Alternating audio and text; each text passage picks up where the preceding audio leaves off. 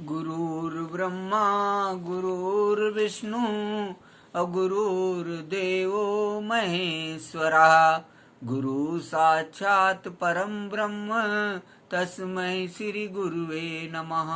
अखण्डमण्डलाकारं व्याप्तं येन चराचरं तत्पदं दर्शितं येन तस्मै श्री गुरुवे नमः। वर्णनाम शङ्कानां रसानां छन्दसां मङ्गलानां च कर्तारो वन्दे वाणी विनायको। गाये गणपति जगवंदन शंकर सुवन भवानी नंदन सिद्ध सदन गजबदन विनायक कृपा सिंधु सुंदर सबलायक मोदक प्रिय मुद मंगल दाता विद्यावारिद विद्याता मांगत तुलसीदास कर जोरे वसहि राम सिया मानस मोरे। सानंद मानंद बसंत मानंद कंदम हत्पा वृंदम वाराणसी नाथम नाथ नाथम श्री विश्वनाथम शरणं प्रपद्ये। मूकं करोति वाचालं पंगुं लंघयते गिरिं यत्कृपातमहं वन्दे परमानंद माधवम्।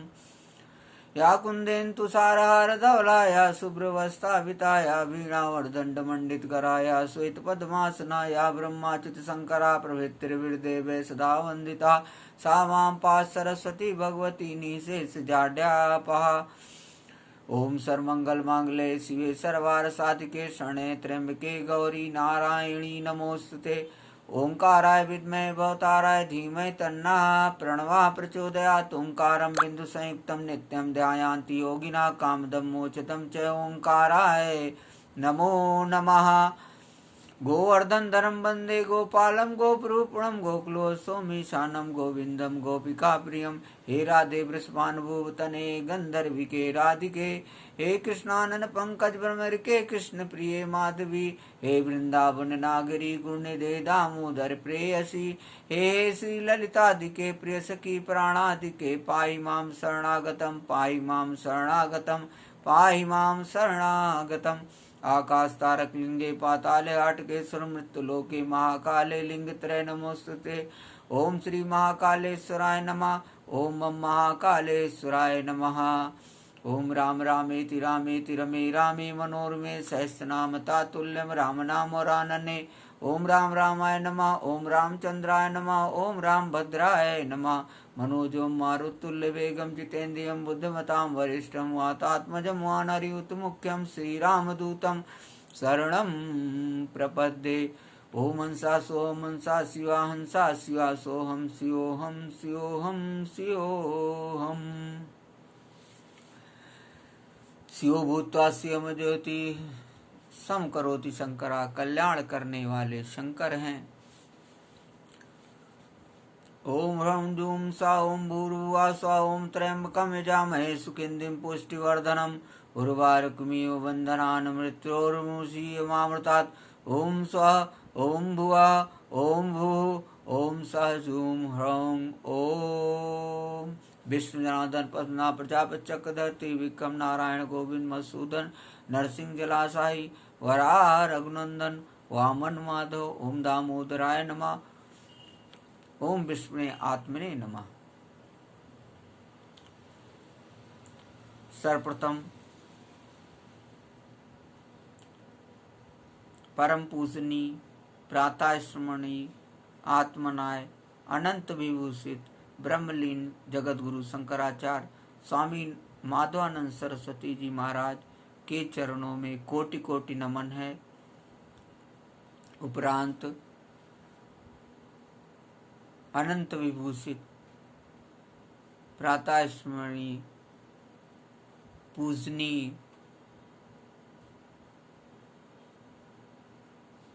धर्म सम्राट ब्रह्मलीन स्वामी करपात्री महाराज के चरणों में कोटि कोटि नमन है। प्रातःस्मरणीय परम पूजनीय परम गुरुदेव हमारे दीक्षा गुरु ब्रह्मलीन परमहंस अत्रि मुनि महाराज के चरणों में कोटि कोटि नमन है। सनातन धर्म को पूरे विश्व में सूर्य के प्रकाश की भांति प्रकाशित करने वाले आदि गुरु शंकराचार्य जी के चरणों में कोटि कोटि नमन है। विगत कई दिनों से मैं अमर कथा ओंकार की ओंकार कथा के नाम से आप लोगों को सुना रहा हूँ। आज 40वें दिन की कथा है। मैं ऐसे फेसबुक में लाइव आकर के आप लोगों को कथा को सुना रहा था, लेकिन मैंने सोचा कि बहुत लोग जो है फेसबुक का इस्तेमाल नहीं करते हैं, लेकिन सबके मोबाइल में यूट्यूब ज़रूर होता है, तो यूट्यूब में डाउनलोड करके वीडियो आप लोगों तक, ज़्यादा लोगों तक पहुंच सकता है, सभी लोग देख सकते हैं। तो इसलिए मैंने वीडियो बनाने का अमर कथा ओंकार के ऊपर एक सूक्ष्म प्रयास कर रहा हूँ। तो आज जो है 40वें दिन की कथा है। पिछली जो कथाएं हुई हैं उनमें आपको मैंने ओंकार के मर्म के बारे में और ओंकार के रहस्य के बारे में आपको मैंने बताया है, और हमने ये भी बताया कि ओंकार ही शिव है, शिव ही ओंकार हैं, और ओंकार भगवान अर्थात शिव भगवान दो भागों में विभक्त होते हैं, कला और भक्ति में। भक्ति जीवात्मा के अंदर वास करती है और कला परमात्मा शिव के अंदर वास करती है। और ओंकार 50 कलाओं से युक्त है, जिनसे पूरा संसार व्याप्त है, उन्हीं कलाओं से। और वो कलाएं 50 कलाएं हैं, जिसमें सृष्टि,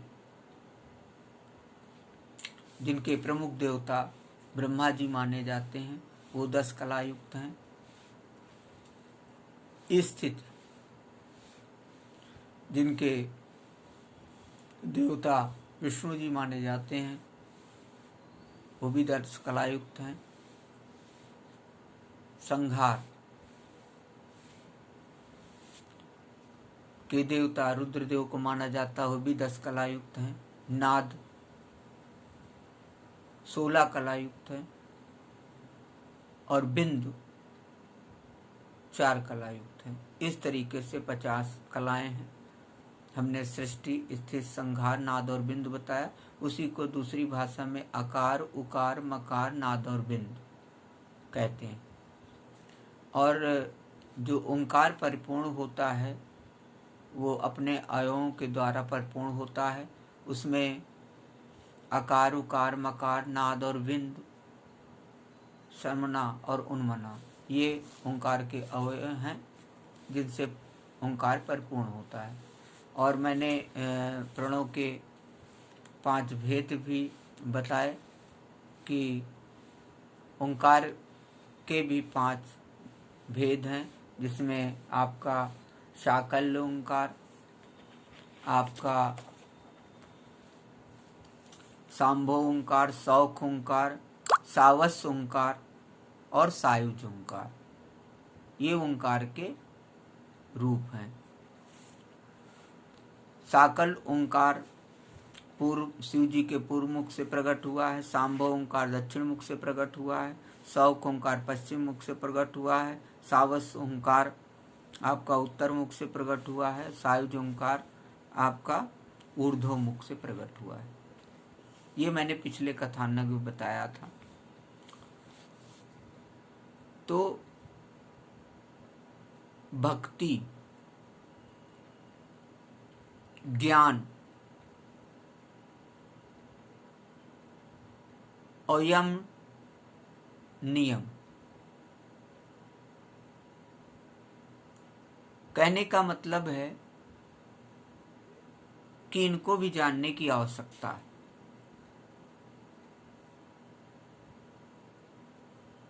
पिछली भी कथानक के ने बताया कि अध्याय 7 के प्रथम श्लोक में भगवान श्री कृष्ण अर्जुन से कहते हैं कि योगाभ्यास के द्वारा मुझे प्राप्त कर सकते हो। और ज्ञानी और योगी, ये दोनों चीज का समावेश किसी जीवात्मा के अंदर है, तो वो हमें जरूर प्राप्त कर सकता है। ऐसा नहीं कि जो भक्ति ज्ञानी नहीं है वो नहीं प्राप्त कर सकते हैं, वो भी प्राप्त कर सकते हैं, लेकिन वो कभी मार्ग से विचलित भी हो सकते हैं। लेकिन ज्ञानी और भक्ति दोनों जीव के अंदर, ज्ञानी भी हो जीव और उसके अंदर भक्ति का भी समावेश हो, तो वो योगाभ्यास निरंतर कर सकता है और निरंतर हमारा मनन चिंतन कर सकता है और वो विचलित नहीं हो सकता है और वो सदमार्ग पे चलते हुए मुझे प्राप्त कर लेता है। ऐसा भगवान श्री कृष्ण ने श्रीमद् भगवत गीता के अध्याय 7 के प्रथम श्लोक में कहा। मैंने भक्ति रसामृत सिंधु का भी उल्लेख किया था, जिसमें भक्ति योग की बड़ी सुंदर व्याख्या की गई थी। उसमें बताया कि शुद्ध भक्ति किसे कहते हैं। शुद्ध भक्ति उसे कहते हैं जब भक्त भगवान के प्रति पूर्ण समर्पण हो, बिना किसी भौतिक इच्छा के, मतलब उसके अंदर तृष्णा ना हो, मतलब कोई भी भौतिक चाहत ना हो और बिना किसी चीज को पाने की लालसा ना करता हो और मुझ में पूरी तरीके से समर्पित हो, वही शुद्ध भक्ति है। ऐसा भक्ति रसा मृत सिंधु में बताया गया है। और ये भी बताया गया श्वेता सतर उपनिषद में कि परमात्मा को योग के द्वारा, वो भी भक्ति योग के द्वारा परमात्मा को जीव प्राप्त कर सकता है। तो भक्ति योग में भी हमने आपको 3 तरीके की भक्ति अमर कथा ओंकार में बताई। योगांग भक्ति, भोगांग भक्ति, त्यागांग भक्ति। अब मैं बार बार विस्तार से नहीं बताऊं क्योंकि मैं पिछले उसमें बता चुका हूं एपिसोड में। तो यहाँ पे भक्ति, ज्ञान और यम नियमात साधन के बारे में श्रीमद् भागवत कथा का जो ज्ञान योग 11 स्कंध है, उसमें बहुत ही अच्छे से भगवान श्री कृष्ण ने उद्धव को बताया है। भगवान कहते हैं, प्रिय उद्धव, जीवन का वास्तविक ज्ञान उपनिषद आदि शास्त्रों में निहित है। इनके पठन, श्रवण और चिंतन मनन से मनुष्य आत्म साक्षात्कार कर सकता है। आत्मज्ञान जिसे प्राप्त हो जाता है वह जगत में रहते हुए समस्त कर्म करते हुए सदा मेरे में ही लीन रहता है। अब यहाँ तो आज साक्षात्कार की बात बताई गई। श्रीमद् भगवत गीता में भगवान श्री कृष्ण अर्जुन से कहते हैं कि आत्म साक्षात्कार का मुख्य स्रोत, भगवान को प्राप्त करने का मुख्य स्रोत आत्मा है, जो हर जीव के अंदर स्थित है। उसी में अंतर्मुखी होने का प्रयास जीव को करना चाहिए। और यहाँ अमर कथा ओंकार में मैंने बताया कि पहला अभ्यास जो है, मैं आत्मा हूँ ऐसा अनुभव करते हुए सर्वश्रेष्ठ है। ओंकार का ध्यान करते हुए, ओंकार का जप करते हुए पूरक, कुंभक, रेचक प्राणायाम करना। उसमें भी मात्राओं का मैंने बताया कि मनोमय रूप से 32 बार ओम करते हुए पूरक करना और 64 बार ओम मनोमय रूप में करते हुए कुंभक करना और 16 बार मनोमय रूप में ओम करते हुए वायु का रेचन करना। ऐसा एक प्राणायाम होता है और एक जीव को प्रतिदिन एक प्राणायाम जरूर करना चाहिए और उसके साथ सहस्त्र नाम जप ओंकार का करना चाहिए। और उसमें ओंकार का जब सहस्त्र नाम जप करे तो ओंकार के मर्म, ओंकार के रहस्य, ओंकार के भेद, ओंकार की कलाएं, इन 50 कलाएं, ओंकार के 5 भेद, उनका मनन चिंतन जरूर होना चाहिए।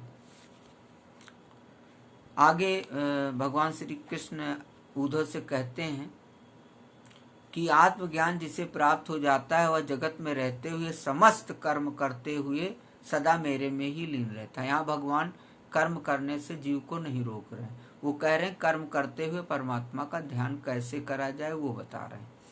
ऐसा ज्ञानी सदैव ही मेरे सानिध्य की अनुभूति करता है, इसलिए मुझे ज्ञानी पुरुष विशेष प्रिय। यहाँ पे ये नहीं है कि अज्ञानी नहीं भगवान को प्राप्त कर सकता है, लेकिन जो ज्ञानी पुरुष होगा वो उपनिषद, वेद, महापुराण, महाकाव्य, इनके कथानक पढ़ करके, इनमें जो कथाएं हैं, इनमें जो बातें लिखी हैं, उनसे भगवान का आत्म साक्षात्कार करने की प्रवृत्ति जीव की बढ़ जाती है। ज्ञानी पुरुष अपने ज्ञान के द्वारा निरंतर मुझे अपने अंतःकरण में धारण करता है, क्योंकि वो कई तरीके से भगवान को अपने धारण करने में क्रिया सीख जाता है। यहाँ भगवान तत्व ज्ञान की महत्ता प्रतिपादित करते हुए कहते हैं, बड़ा ही सुंदर श्लोक है, श्रीमद् भागवत के 11 स्कंद के 19वें अध्याय का 4th श्लोक है। तपस्तीर्थम जपोदानम अपवित्राणि तराणि च नालम कुर्वन्तु ताम सिद्धिम या ज्ञान कलया कृता। अर्थात तत्व ज्ञान के लेस मात्र उदय होने से जो सिद्धि प्राप्त होती है वह तपस्या, तीर्थ, जप, दान अथवा अंतःकरण शुद्धि के और किसी भी साधन से पूर्णता प्राप्त नहीं हो सकती है।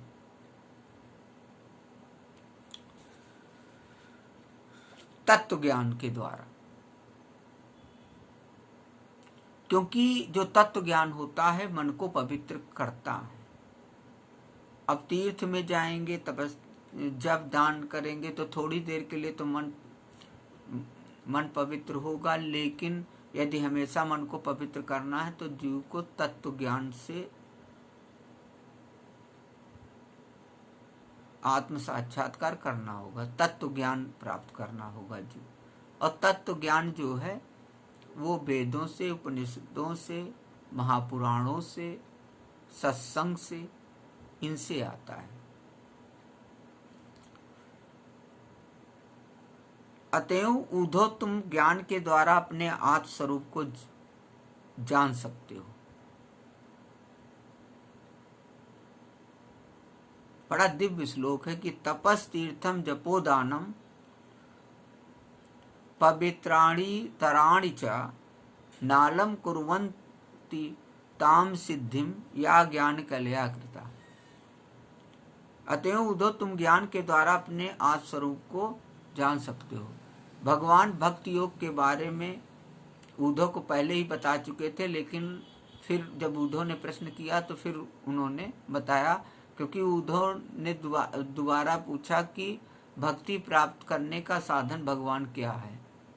तो भगवान कहते हैं कि प्रिय उद्धव, जो मेरी भक्ति प्राप्त करना चाहता है वह मेरी अमृतमयी कथा में श्रद्धा रखे, मेरी पूजा अर्चना करे, मेरे भक्तों को मुझसे भी बढ़कर समझे और समस्त प्राणियों में मुझे ही देखे।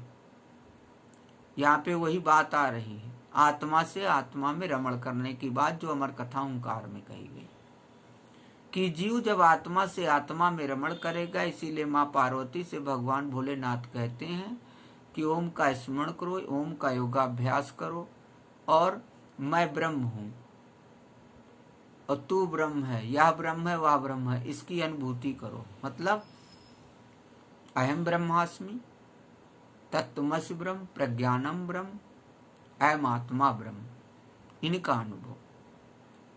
वही बात यहाँ कह रहे हैं, वह जो भी करे वह मुझे ही अर्पण करे। उद्धव, जो मनुष्य इन धर्मों का पालन करते हैं और मेरे में ही प्रीत लगाए रहते हैं, उनके हृदय में मेरी प्रेममयी भक्ति का उदय होता है और जिसे मेरी भक्ति प्राप्त हो गई उसके लिए और किसी वस्तु का प्राप्त होना शेष नहीं रह जाता। ऐसे ही व्यक्ति को धर्म, ज्ञान, ऐश्वर्य, सुख, शांति सभी कुछ स्वतः प्राप्त हो जाते हैं। भगवान ने स्वयं भी स्वीकार किया कि केवल भक्ति ही ऐसा साधन है जिससे मैं साधक के बस में हो जाया करता हूँ। भक्ति के माध्यम से व्यक्ति भगवान का सानिध्य प्राप्त कर लेता है और भगवान भक्त के हो जाते हैं, और भगवान हमारे हो गए तो फिर हमारे जीवन में सुख, शांति, आनंद की त्रिवेणी प्रवाहित होने लग जाती है।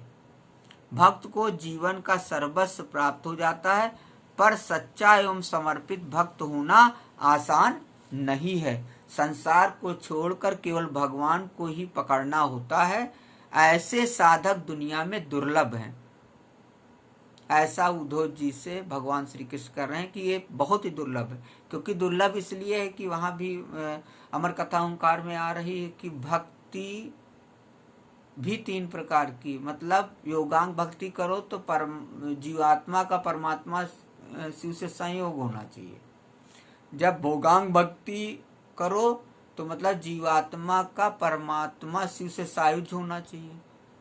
और त्यागांग भक्ति में जीवात्मा को सृष्टि की अनित्यता का बोध हो जाए, वो भी जरूरी है। तो यहाँ पे मतलब ये सही बात कहा भगवान ने उद्धव से कि संसार को छोड़कर केवल भगवान को पकड़ना होता है, जो सच्चा भक्त होता है। ऐसे साधक, ऐसे भक्त दुनिया में मिलना दुर्लभ है। इसीलिए योगी व्यक्ति, ज्ञानी भक्त के बारे में कहा गया है कि जो ज्ञानी भक्त होता है वो प्रिय होता है। ऐसा नहीं कि अज्ञानी। अज्ञानी भक्त भी धीरे धीरे भगवान के पास जाते जाते अभ्यास करते करते भगवान के पास जाते जाते वो भी ज्ञानी हो जाता है। क्यों? क्योंकि वो भगवान के पास जाएगा, जहाँ भी भगवान का सत्संग हो रहा है वहाँ जाएगा, जहाँ पे भगवान का चिंतन हो रहा होगा वहाँ बैठेगा, जहाँ पे भगवान के बारे में मनन किया जा रहा होगा वहाँ बैठेगा, जहाँ पे भगवान की ही बातें होंगी उस वातावरण में बैठेगा जाके। बोलो भक्त और भगवान की जय। तो ये मैंने कुछ थोड़ा बहुत श्रीमद् भागवत महापुराण जो कि अमृत है उसका जो है, क्योंकि श्रीमद् भागवत में भगवान ने स्वयं उद्धव से कहा कि मेरा ये वांग्मय स्वरूप है। मैंने श्रीमद् भागवत में वांग्मय स्वरूप में प्रवेश किया है, मेरा वांग्मय स्वरूप है। मैं संसार से परम धाम को जा रहा हूँ, लेकिन मैं वांग्मय स्वरूप में श्रीमद् भागवत महापुराण में प्रवेश कर गया हूँ। इसलिए इसका मनन चिंतन करना, इसकी कथा को श्रवण करना, साक्षात ईश्वर का दर्शन करना है। बोलो भक्त और भगवान की जय। इसीलिए मैंने श्रीमद् भागवत कथा का 11 स्कंद, जो कि ज्ञानियों नाम का स्कंद है, इसके कुछ कथानक मैंने लिए, कुछ कथाएं ली, इसको सुनाने का प्रयास मैंने आप लोगों को किया। आगे जो है